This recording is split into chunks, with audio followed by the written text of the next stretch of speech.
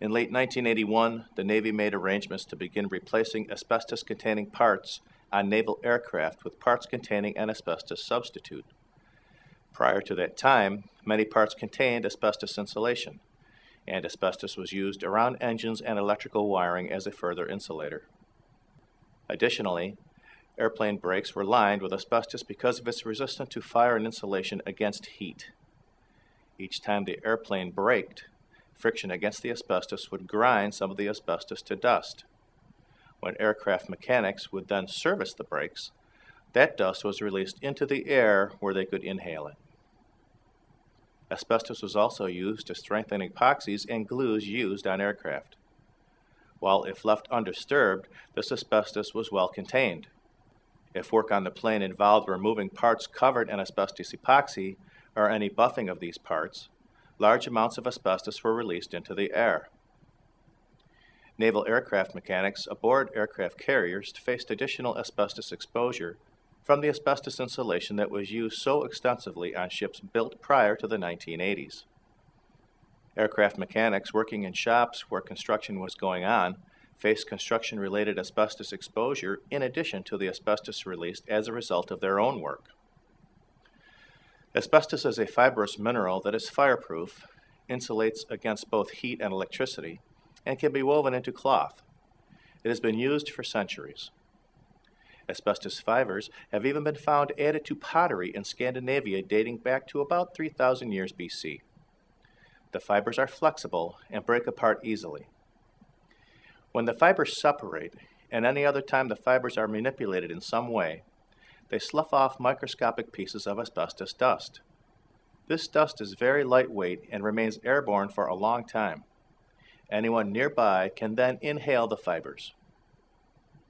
When asbestos dust enters the body, it gets embedded in the lungs and in the membrane surrounding the lungs and the lining of the chest cavity. Once in the body, asbestos causes a lot of different medical problems, including cancer, since it is a carcinogen. The worst form of cancer caused by asbestos is malignant mesothelioma. This is a cancer that primarily attacks the tissue surrounding the lungs.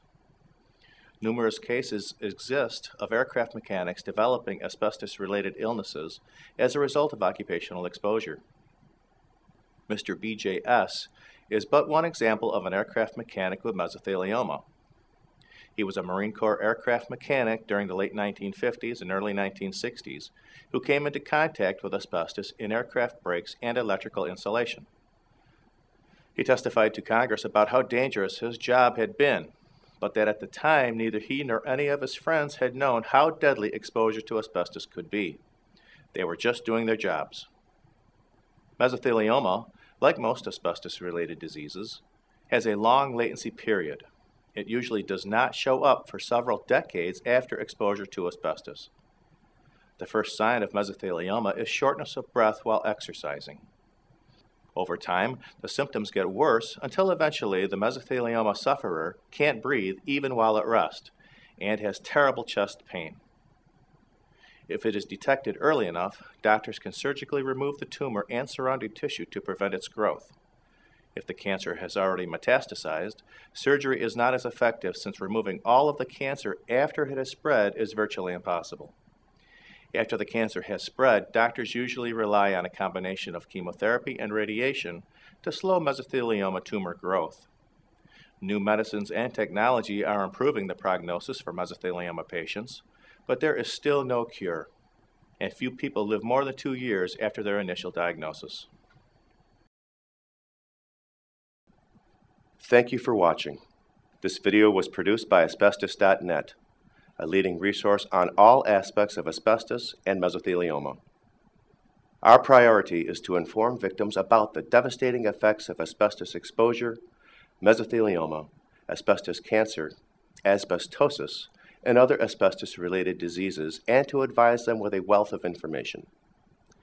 Individuals whose lives have been touched by mesothelioma have numerous questions and concerns. Their caregivers and family members also need accurate, reliable information.